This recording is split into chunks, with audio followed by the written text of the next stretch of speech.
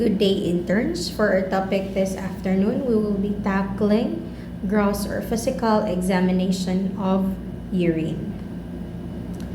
But before anything else, let us bow down our heads for a word of prayer. Our great God, loving Heavenly Father, Lord, we come before the throne of grace, and I'd like to ask for forgiveness for all the things that we've done against Thee. I'd like to thank You, dear Lord, for loving us unconditionally and for sustaining us. I pray, dear Lord, that You will give us knowledge, wisdom, and understanding, that we may be able to learn something new today, especially my students, dear Heavenly Father. And I pray that they will succeed in their endeavors and that they will become registered medical technologists someday. Lord, we entrust everything unto Thee because we are nothing without Thee. Thank You for answering our prayer through Christ our King. Amen. So again, for today, we will talk about gross or physical examination of urine. Okay, so early physicians based many medical decisions on the color and clarity of urine. Today, observation of these characteristics provides preliminary information concerning disorders such as glomerular bleeding. So if tanaw na to ang atong urine, red lagi ni. Okay, this may be due to bleeding. Okay, if liver disease, so what can you think of color sa inyong urine if na ay liver disease? For example, if na siya liver disease, then we can think of the presence of bilirubin. So if there is presence of bilirubin in the urine, what color would you expect your urine be? Okay, so nana. So inborn error of metabolism and urinary tract infection. Okay, also measurement of specific gravity aids in the evaluation of renal tubular function. Okay, the results of the physical portion of the urinalysis also can be used to confirm or to explain findings in the chemical and microscopic areas of urinalysis. So just remember that your physical or gross physical examination of urine, your chemical examination of urine, and microscopic examination of urine must correlate with each other. So dili ra ka maingon nga hala red na ani blood. So to confirm nga blood jud na ang naa dinha or there is bleeding katungod red ang imuhang nakita physically sa urine, then you must check it with the chemical nga examination. So if nagsuspect ka nga there is bleeding or there is an increased amount of RBCs in the urine because ang color niya is red, then mo positive kung naa-jud RBCs in the urine, kay positive po siya sa chemical nga examination, okay, sa imuhang urine. And also maabot na ta sa microscopic nga examination. So if red ang imuhang urine, positive siya sa blood sa imuhang chemical, then you would expect that you will see my RBCs microscopically. So na lang dapat inyong urinalysis, okay, inyong physical, chemical, and microscopic will correlate with each other. So sila tulo ang mag-confirm with each other. Okay? So your gross or physical examination includes urine color, clarity, odor, volume, and specific gravity. Now, first let's talk about urine color. So there are different colors of urine. Variation may be due to normal metabolic functions, physical activity, ingested material, kung unsa inyong gina-ingest, unsa inyong ginakaon, ginainom, it will affect the color of your urine. Okay, so pathologic conditions pod, and we will talk about different colors and its correlations in a while. Okay, so normal urine color. So what is the normal color of our urine? So yellow color. Okay, this is due largely to urochrome. So what is a urochrome? This is a product of endogenous metabolism. Okay, normally produced at constant rate. Okay, your urochrome is increased in thyroid conditions, fasting states, and also in specimens standing at room temperature. Okay, other pigments okay, produced in small amounts that contribute to your urine color. First, we have uroerythrin. Your uroerythrin is a pink pigment, okay? This will attach to urates producing sediments, and also its presence is most evident in refrigerated specimens, okay? Urobilin imparts an orange-brown color to urine that is not fresh. So take note ha, imparts an orange-brown color to urine that is not fresh. Okay, keyword not fresh. Okay? Oxidation, your urobilin is an oxidation product of the normal urinary constituent urobilinogen. Manang dili mo siya or dili siya wala siya if fresh kay after pa man ma-oxidize ang urobilinogen. Okay? So if dili ma-oxidize in urobilinogen, then there will be no urobilin that will impart an orange-brown color to your urine. Okay, abnormal urine colors. Okay, there are the different colors, colorless or pale yellow. It could be because of recent fluid consumption. Okay, kani recent fluid consumption, this is commonly seen with random specimen. Okay, random specimen. Polyuria or diabetic insipidus, increased 24-hour urine volume. Okay, your polyuria or diabetic insipidus, increased 24-hour urine volume. Okay, diabetes mellitus, elevated specific gravity and positive glucose test. Okay, positive glucose test. So if you can remember sa inyuhang diabetes mellitus, imuhang 3 P's: polyphagia, polydipsia, and polyuria. Okay? So, elevated specific gravity and positive glucose test for your diabetes mellitus. So, muna nga, sige man ka og inom og tubig if naa kay DM. Musad na nga, colorless or pale yellow ang imuhang urine. Okay? Dark yellow, amber, or orange colored urine. Okay, it could be concentrated specimens, may be normal after strenuous exercise or in the first morning urine. Okay, so if makanotice mo, if igihin ninyo inig morning kay concentrated kaayo inyuhang urine or dark color ang inyuhang urine.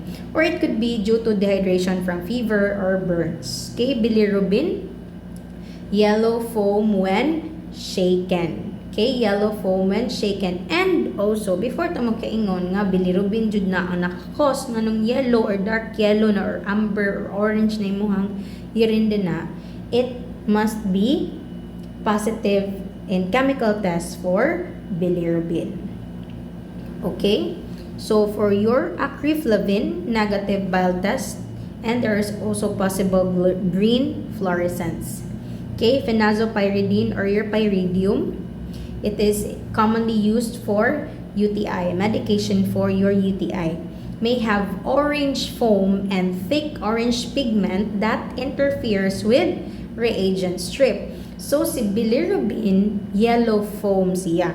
Imuhang phenazopyridine is orange foam and thick orange pigment. And tungod kay grabe yang pigment, thick yang pigment, then it can interfere with your reagent strip test because our reagent strip test is based on color change. Okay? Nitrofurantoin, it is an antibiotic for UTI, and phenandione, it is an anticoagulant that is orange in alkaline urine and colorless in acid urine. So do not forget that your phenandione is orange in alkaline urine, but it is colorless in acid urine. Okay? Other colors, yellow-green or yellow to brown. Okay? Bilirubin oxidized to biliverdin. Colored foam in acidic urine but false negative chemical test for bilirubin. So, for example, specimen was not stored properly, no? Because if the sample is for bilirubin test, it must be covered or protected from light. Okay, so for this case, wala siguro na protect from light ang bilirubin, so it was oxidized to biliverdin. Although there is colored foam in acidic urine, yellow foam, but it is already false negative in your chemical test for bilirubin. Kay your reagent strip test is specific for bilirubin and not for biliverdin. But since nahimo naman siya biliverdin, kay na-oxidize naman imuhang bilirubin, so therefore, the result is false negative. Okay? So green or blue-green colored urine, no? Green-green na inyong ihi or blue-green. Okay, could have Pseudomonas infection. So before ka makaingon nga na kay Pseudomonas infection, of course, urine culture must be positive for Pseudomonas nga pathogen. Okay? Your amitriptyline, it is an antidepressant. Your methocarbamol is a muscle relaxant. Chlorets, candy na menthol, something like that. Kana si chlorets. Pero wala rin na siya clinical laboratory correlation or significance. Pero makakause yan ng green or blue-green ang inyong urine. Okay, indicants for bacterial infections. Okay, methylene blue for fistulas and phenol when oxidized. Okay, blue-green ang inyong phenol or green kung oxidized. Pero kung dili, it's brown. Okay? Pink or red colored urine. So, red blood cells. So, if naay red blood cells in yung urine, ang names in urine is cloudy with positive chemical test results for blood and RBC is microscopically visible. Okay? Pag mayingon ganitag red blood cells, meaning intact red blood cells, wala pa na lies inyuhang RBCs. So, intact pa man, mauna nga inyuhang urine kay cloudy siya. Okay, again, to confirm if red blood cells bagyod ni, kay nganong red man ni, or naabagyod ni bleeding, or naabagyod ni red blood cells, nganong red man ni color niya, nganong cloudy man ni, then, we will confirm it with the chemical test. Okay? It should be, kung naamdya RBCs, chemical test results for blood is positive. And also, makakita po dyan ka og RBC microscopically. Okay? Hemoglobin. Okay? Increase at night, secondary to sleep acidity that lyses RBCs. Okay? Increase at night ang inyong hemoglobin. Okay? To sleep acidity that lyses RBCs. Okay? Hemoglobin in the urine. Okay? Kung intact red blood cells, unsa ganito, cloudy urine. Pero if hemoglobin na gani, meaning na lyse na yung RBC, clear urine. Okay? Clear ang urine. Pero red gihapon siya. Okay? Clear red nga urine. Okay? And it is also positive in chemical test for blood. Okay? Clear supernatant in ammonium sulfate precipitation test. Okay? Kay i-compare man na nato ni myoglobin later. Okay? So, ano lang. Clear supernatant, okay, si hemoglobin, clear supernatant in ammonium sulfate precipitation test. Okay? And it is seen in intravascular hemolysis. So, our myoglobin is same with our hemoglobin. Clear pod ang urine. Positive pod for chemical test for blood. So, how are we going to compare it with your hemoglobin? Unsa na to pag-differentiate kung hemoglobin ba ni or myoglobin? So, ana si ammonium sulfate precipitation test. Diba ganina, si hemoglobin, clear supernatant in ammonium sulfate precipitation test. Ang imuhang myoglobin, brown siya. Brown supernatant in ammonium sulfate precipitation test. Okay?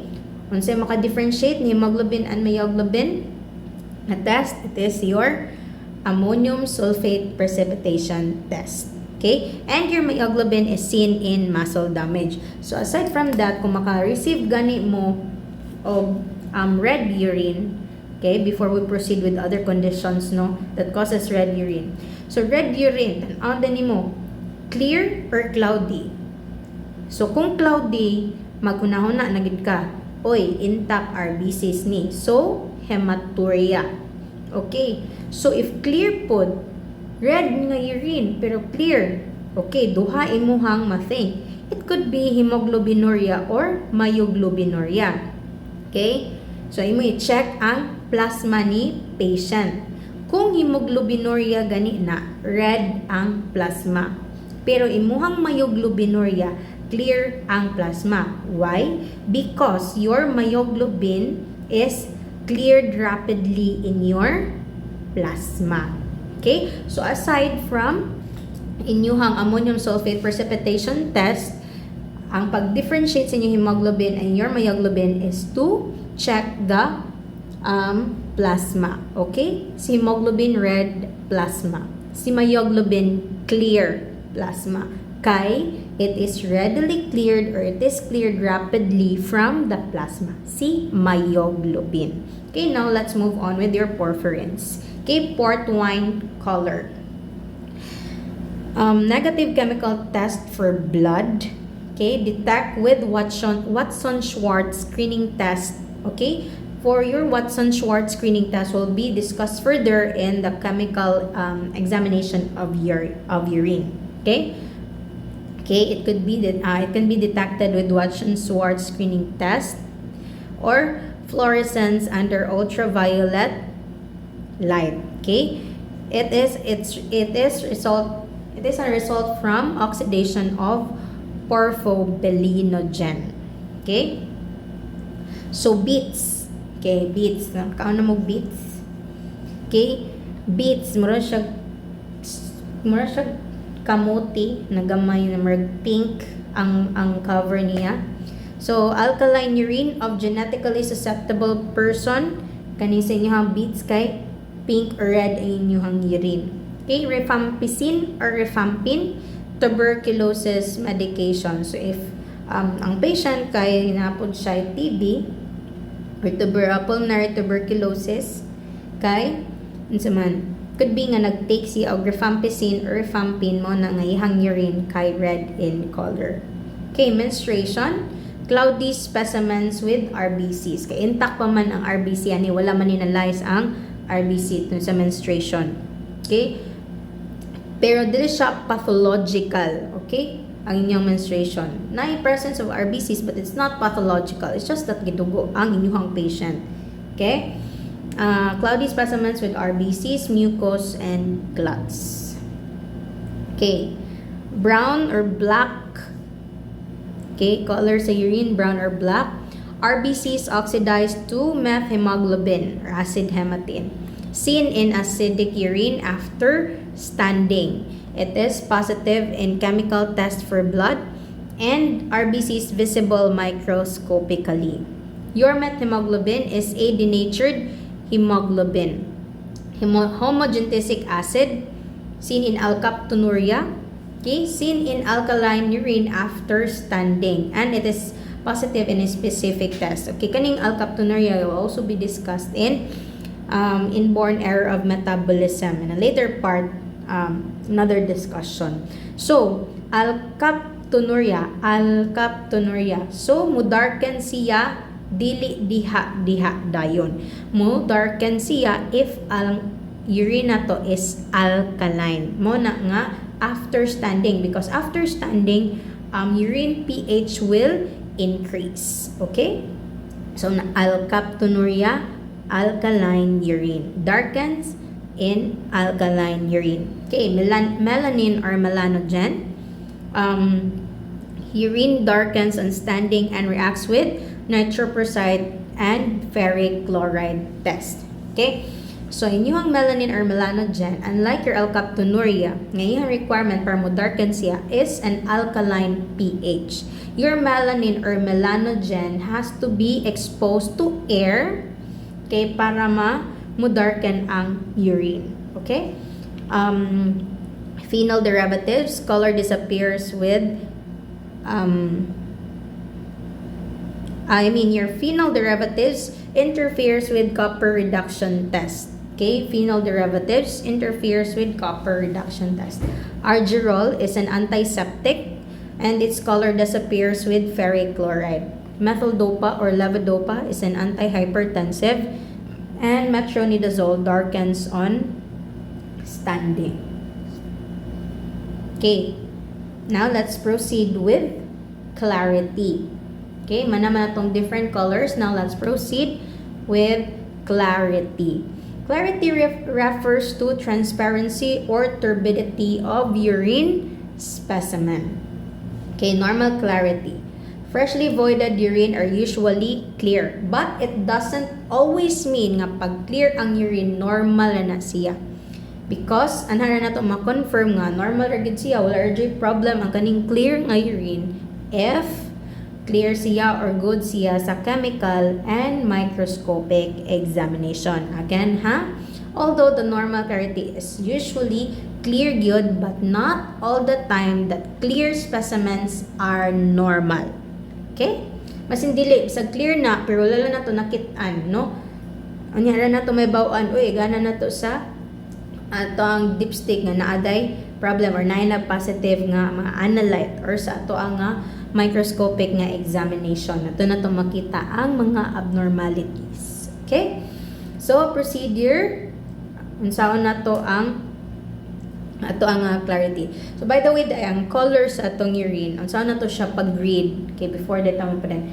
Before na to i-read or tanaw na to ang color sa urine, unsa man, dapat clear ang container against a white background. Kung color gani, against a white background and with a good lighting. Okay? Good lighting. Okay, but for clarity, mugamit ta og well-mixed specimen. Yeah, view through a clear container and against a printed paper. Okay?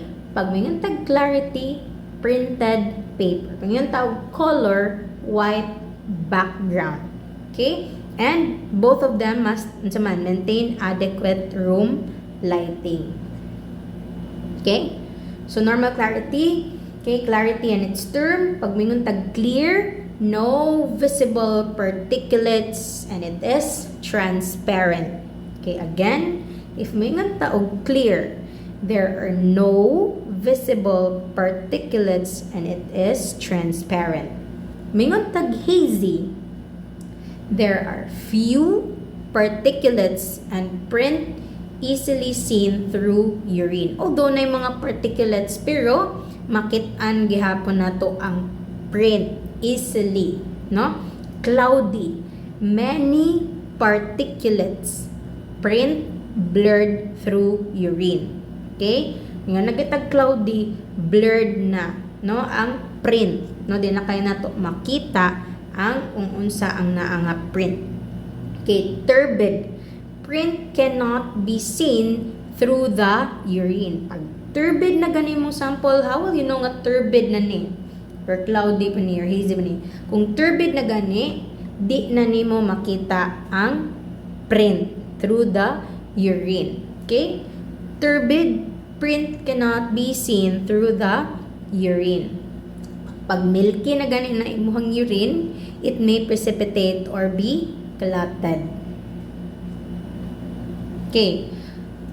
So, normal clarity, non-pathologic turbidity. So, turbid ang inyong turbid in inyong urine but non-pathologic. Okay? Hazy. So, it can be caused by squamous epithelial cells or mucus. So, squamous epithelial cells gani non-pathologic. Pero lahi na gani na epithelial cells, okay, dili sila normal, so it could be pathologic na nga turbidity. Okay, mucus. Okay, also specimens that are allowed to stand and refrigerated specimens kay cloudy sila. Okay, due to the precipitation of amorphous phosphates and carbonates. Asa man ni makita nga mga sediments, no, seen in alkaline urine. Mingon kag phosphates, carbonates, ang pH sa urine na is alkaline. Okay? Amorphous urates, which can also cause a cloudy na urine. Amorphous urates na gani acidic urine. Okay? Acidic urine. Okay. Pathologic turbidity red blood cells, white blood cells, bacteria, and lymph fluid. Lymph fluid, if na ay present sa lymph fluid sa inyong urine, it's called chaluria. Okay? A condition in which urine contains lymph fluid and it is associated with lymphatic obstruction.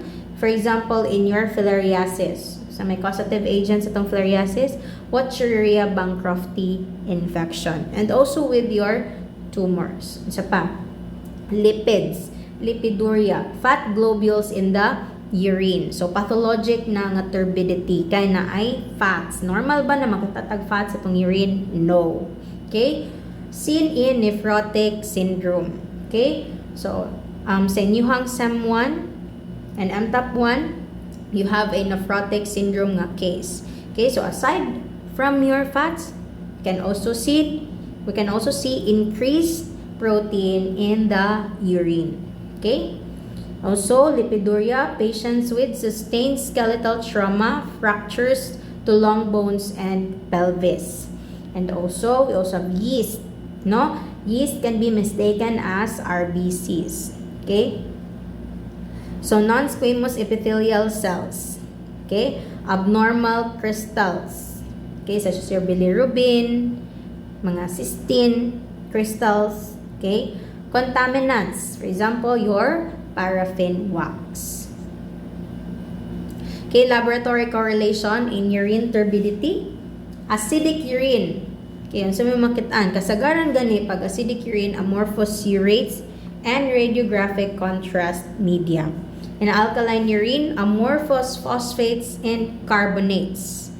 Okay? Soluble with heat, amorphous urates and uric acid crystals.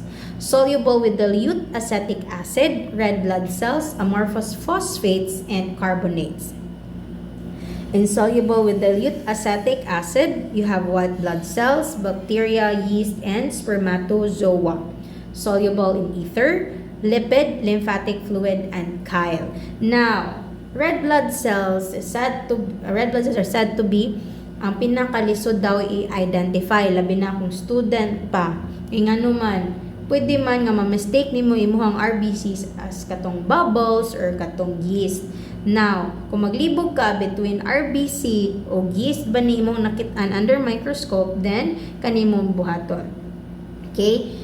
Kung soluble gani siya sa acetic acid, then that is your RBCs. Okay? Pag soluble siya sa dilute acetic acid, RBCs na siya. Kung insoluble gani, wala gani siya na unsa, yeast na. Okay? So, to confirm whether it is an RBC or a yeast, kaya naglibog man ka, loan sa ni, parang sila circle. No? So, i-test niyo mo with dilute acetic acid. Okay. Ano ta sa odor? Okay. Matter din ang odor sa urine, miss? Yes, it does. Okay. Nasugod karon simutan na inyong urine, ha? Okay. Normal odor sa urine is faint, aromatic odor of undetermined source. So, humot-humot yun ang ihi, no? Aromatic odor. So, abnormal odors, okay, abnormal odors and its clinical significance.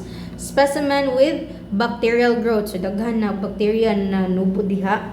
Kanang labi na nakastand, wala na preserve ang urine. Ni-multiply mayo ang bacteria. Then, unsay baho? Ammoniacal or fetid odor. Okay? Isovaleric and glutamic acidemia. Acidemia na din, academia. Acidemia, sweaty feet. No, bahog tiil imong ihi. Imagine na imong ihi, bahog tiil. Okay? MSUD or maple syrup urine disease. Your MSUD is the most common inborn error of metabolism in the Philippines. Okay? Yun, so ano pagkabaw nga na ay MSUD. One of the ways to find out nga na siya MSUD, kaya ang baby, kaya iyahang urine kaya ni mahog maple syrup. Okay? Tamis. Okay, methionine malabsorption, manimahog, cabbage or hops. Imagine na yung ihi kay. So, may baho sa cabbage, may simhutan ninyong cabbage para makabalo mo. Okay? Phenylketonuria.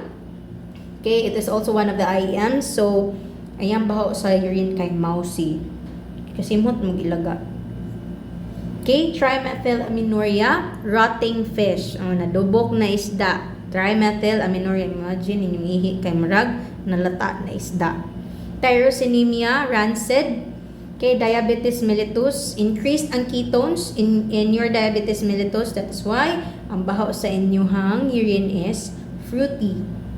Okay, contamination with bleach. So manimog sabon inyong or Zonrox inyong ihi. Okay, acute tubular necrosis. Can I take note of this? Basin malipay mo ba nga walay baho inyong ihi. But acute tubular necrosis na gani acute tubular necrosis, odorless ang urine. Okay? Acute tubular necrosis, put a star, odorless. Okay. Pag nitake kag asparagus, garlic, onion ingestion, and increased urea, okay, pungent ang baho. Okay? Swimming pool. Di ba yun mong ihi bahog swimming pool? Hokin, cynorrhea. Sulfur odor, rotten egg odor, cystinuria or cystinosis. Okay, now let's proceed with volume. Okay? Volume depends on the amount of water that the kidneys excrete. Okay, volume of your urine depends on the amount of water that the kidneys excrete, and this will be dependent of the state of hydration also. Okay, so factors that influence urine volume. First, fluid intake. So if daghan mo giinom na water or giinom na liquid or fluids, then expect pod mo na increase ang volume sa inyong urine. Fluid loss from non-renal sources. So, for example, sweat. So, na-exercise mo. Sige mo inom og tubig. Diba? Factor man, fluid intake. Sige mo inom og tubig, pero sige pod mo og sweat out. So, mo gamay pod ang inyong volume sa urine. Okay? Or dili ka ka-expect nga, increase ang urine volume na mo. Sige ka inom og tubig, kaya sige man pod ka og singot. Okay? Variation in the secretion of antidiuretic hormone. Okay, inyuhang ADH. So, increase ganing anti-diuretic hormone, meaning gamay ra inyong ihi kay anti-diuretic man siya. Anti-diuretic. So, dili kang ihi. Okay? Or, if gamay inyo anti-diuretic hormone, then, sige pud kag pangihi. So, necessity to excrete increased amounts of dissolved solids. No? Kung kinahanglan, sige kag kaugtami, sige kag parat, no? Sige kag kaug, sa din ha. So, need siya nga ma-excrete or ma-dissolve. Okay?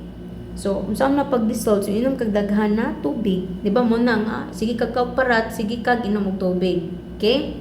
Where the salt go, the water follows. Okay? Kung tamis, diba, uhawon pud ka. Okay? Because there is a necessity to increase amounts of dissolved solids. Okay? Volume. Normal volume is measured.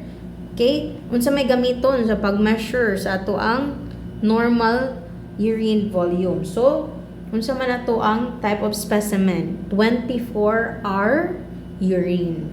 Okay? 24-hour urine. Normal daily urine output is 1,200 to 1,500 ml. Okay? Ang range niya 600 to 2,000 ml daily. Okay? Mo na nga kung mo measure ganita og volume or kung may nganta normal ra bang volume ani, of course ang ato measure is a 24-hour urine. Okay? Night urine generally not more than 400 ml. Imagine na musikag panghinig gabi. No? Night urine generally not more than 400 ml. Okay, abnormal volume, polyuria. Okay, when kag polyuria, there is an increase of urine volume more than 2,000 ml in daily urine volume. Okay, more than 2,000 ml in daily urine volume. So, maning different causes. Diabetes mellitus due to osmotic diuresis. So, if mingon ka og diabetes mellitus, dilute imong urine but increase ang specific gravity. Imuhang diabetes insipidus due to deficiency of ADH or renal unresponsiveness, there is a dilute nga urine gihapon and low ihang specific gravity. So that is how we compare your diabetes mellitus and diabetes insipidus. Same sila, dilute ang urine, same sila, more than 2,000 ml in daily urine volume, but they will differ in their specific gravity. In your diabetes mellitus, increased specific gravity. In your diabetes insipidus, decreased specific gravity. Okay, your diabetes insipidus may be due to deficiency of ADH. That is what we call the neurogenic diabetes insipidus. Or renal unresponsiveness is nephrogenic diabetes insipidus. Diabetes insipidus. Okay, or unsa man, artificially induced by diuretics. Manong sige taas daghan imuhang giihi or increased urine volume because of your diuretics or artificially induced diuretics such as your caffeine or your alcohol. Nga naman di ay mag-intake tag caffeine or alcohol. Your caffeine or alcohol, these substances suppresses the action of your anti-diuretic hormone. Muna, if mag-coffee mo, magsige mo pangihi, or if ka ng mga nagtagay, magsige og pangihi. Okay? Nocturnal polyuria. So, nocturnal polyuria. Diba, ganina niingon ta nga normally or usually, ang urine volume or output during the night is less than 400 ml. But, exceed na gani nag 500 ml of urine at night, that is what we call already as nocturnal polyuria. Okay? Nocturnal polyuria, excretion of more than 500 ml of urine at night with a specific gravity of less than 1.01. Okay? Next, oliguria. Kung ganina, polyuria, daghan ang urine volume or increase ang urine volume. Kaning oliguria, excretion of less than 500 ml of urine per 24 hours. Kaya diba, ningon taganina, ang range atong normal urine volume is 600 to 2,000 ml of urine.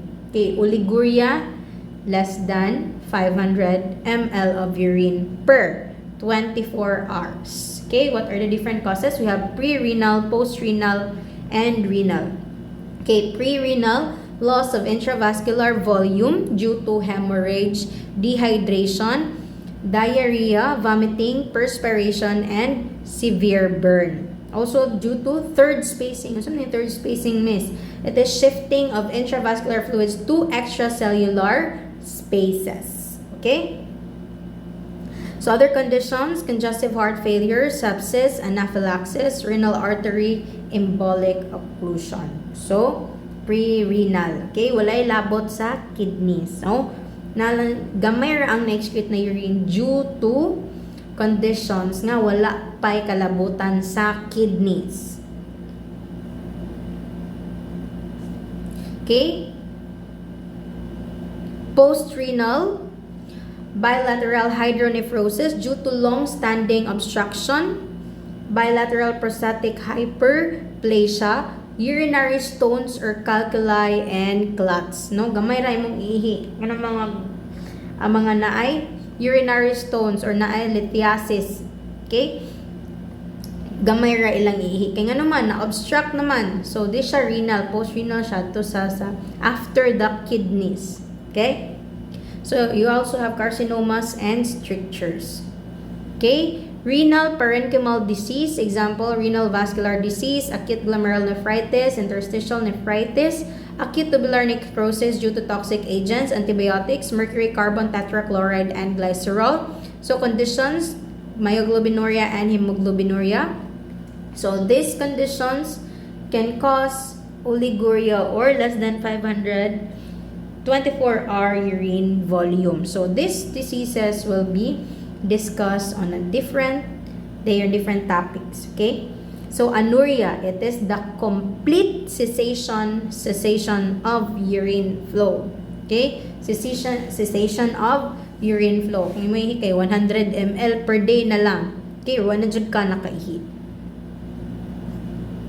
Okay, next, we'll have specific gravity and osmolality.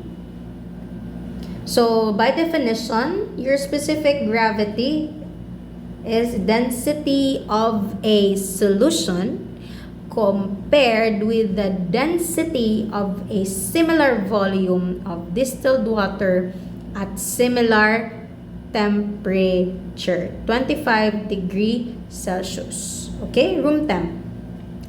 Density of a solution compared with the density of a similar volume of distilled water at similar temperature, 25 degrees Celsius. So, muna ang definition sa inyo, ang specific gravity. Okay? Your specific gravity indicates the proportion of dissolved solid components to total volume of specimen. Okay? Urea is 20%, sodium chloride is 25%, and sulfates and phosphates.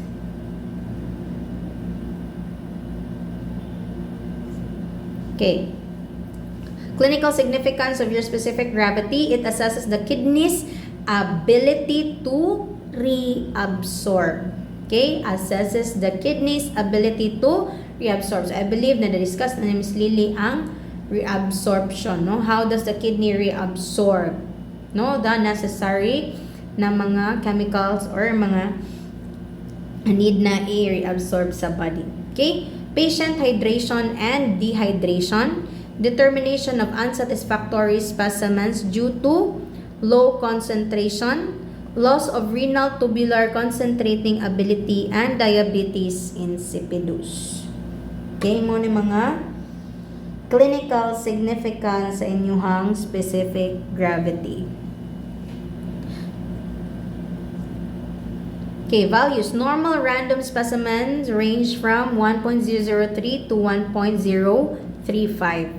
Normal adults with adequate fluid intake over 24-hour period is 1.016 to 1.022. That is according to Henry's. Okay, different terms associated with your specific gravity. Isostenuria. Okay, isostenuria, 1.010 inyuhang specific gravity. Ngayon ganitag isostenuria, specific gravity equal to the 1.010 specific gravity of the plasma filtrate. Okay, iso meaning the same or equal. Same ra sila og specific gravity sa inyuhang plasma filtrate. Okay? Next, hyperstenuria. So, ang basis gid ani niyo, ang base ani niya is 1.010. So, isostenuria, same sila 1.010.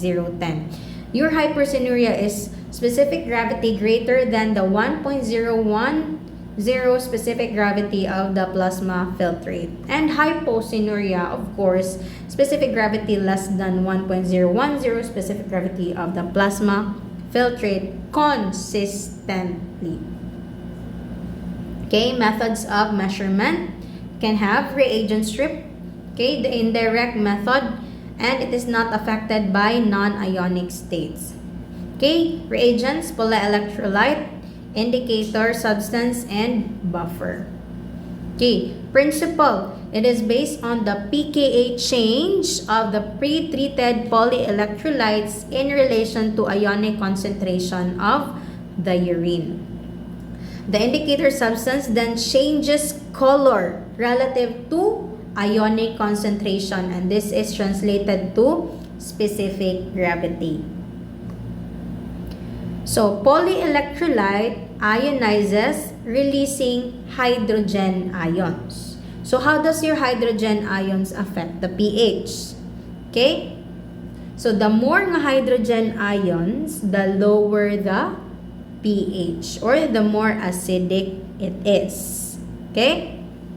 So, the higher the concentration of urine, higher daw ang concentration of urine, the more hydrogen ions are released, lowering the pH. Again, kung mas taas ang concentration sa urine, all the more hydrogen ions are released. And again, if there are increased number of hydrogen ions, it will lower the pH.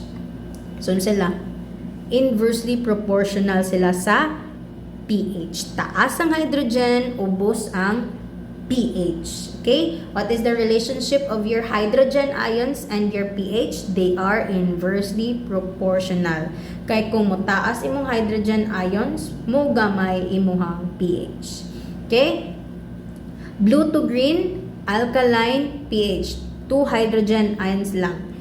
Ang 6 hydrogen, yellow to green, meaning acidic pH or acid pH.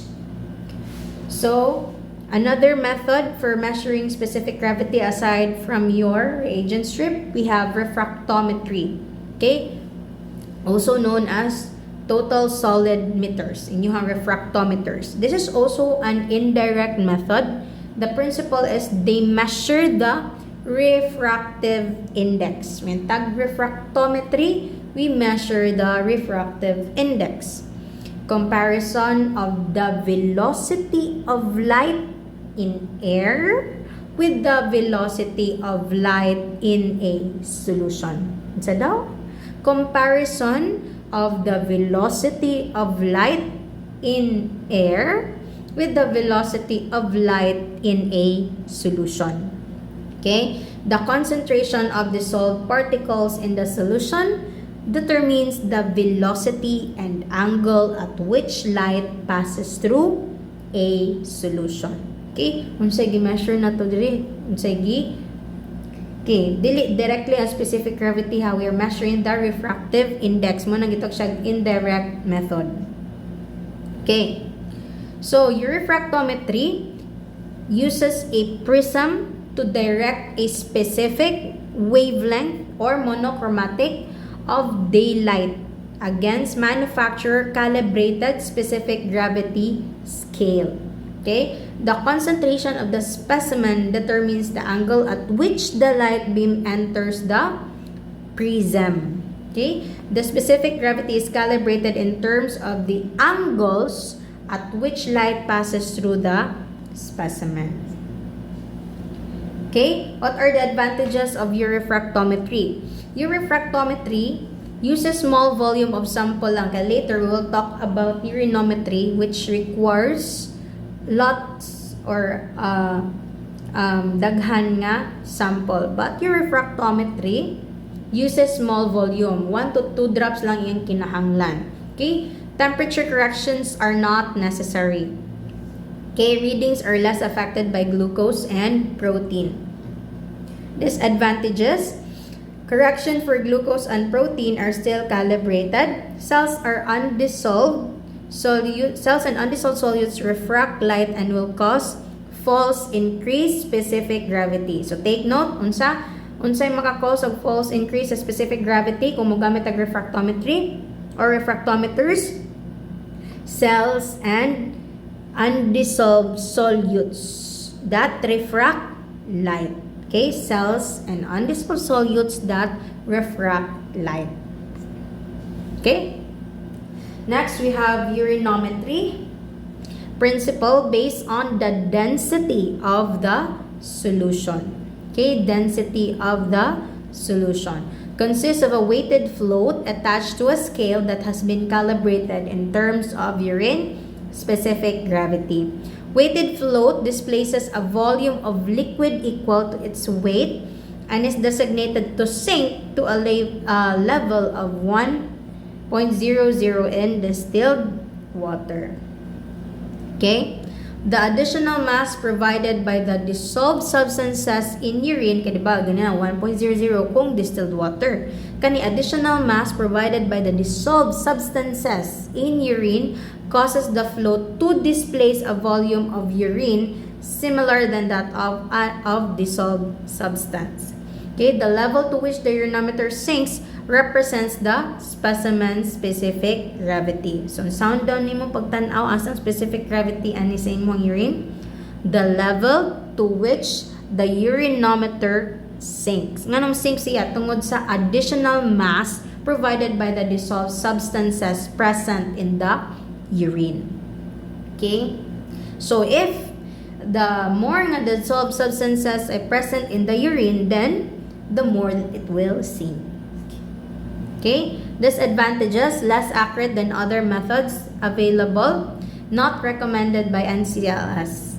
Okay? And, okay, if compare nimo sa refractometer, requires large volume. Kung katong inyong refractometry, 1 to 2 drops, kani inyong urinometer or inyong urinometry, kahit 10 to 15 ml of specimen. And, unsa ra nga test alone? Specific gravity alone ang matest anang 10 to 15 ml of specimen.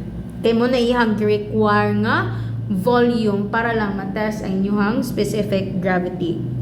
Okay? The reading needs to be corrected for temperature. Okay? Reading needs to be corrected for temperature. And density of urine increases at low temperature, causing less fluid to be displaced by the urinometer. Okay? The calibration temperature is usually about 20 degrees Celsius. Okay? For every 3 degrees Celsius that the specimen measures above the calibration temperature, which is 20 degrees Celsius, 0.001 must be added to the reading. Okay? Measures gani for every 3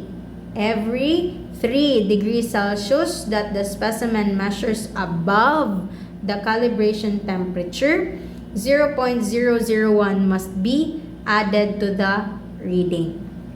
Okay. For every 3 degrees Celsius also that the specimen measures below the calibration temperature, which is and 0.01 must be 0.001 must be subtracted from the reading. Okay?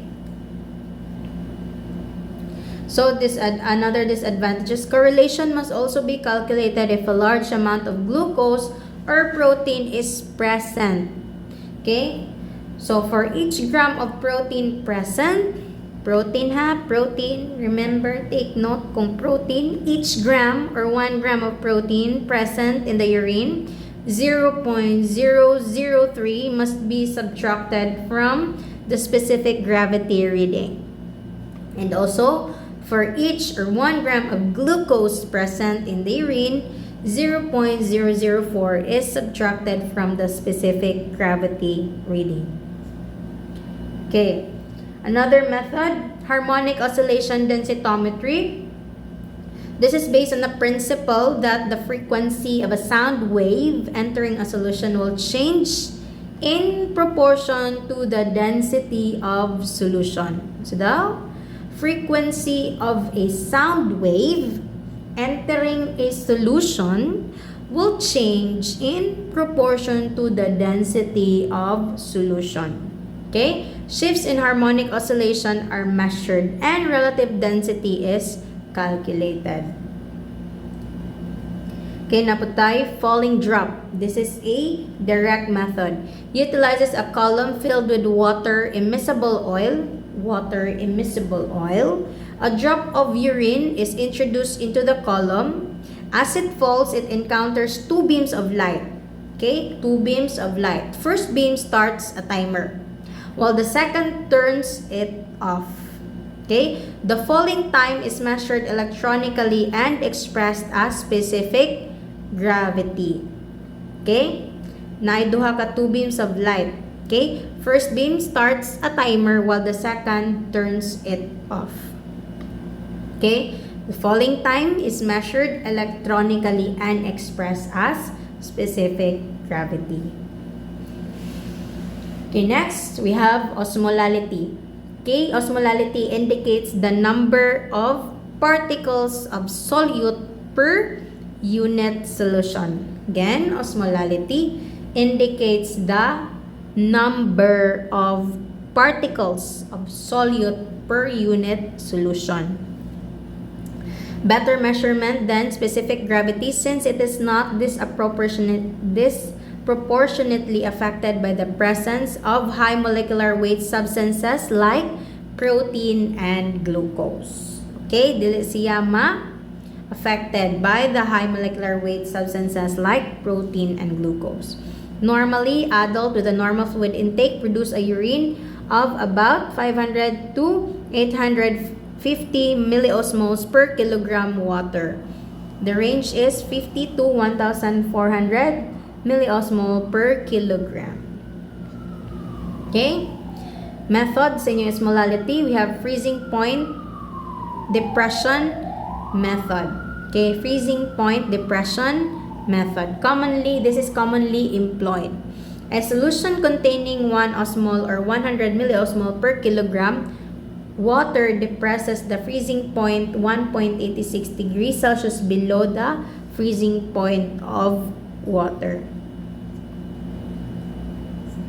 Okay, that's it for our physical or gross or physical examination of urine. So we will, the next topic will be chemical examination of urine. I hope that you've learned something, and God bless.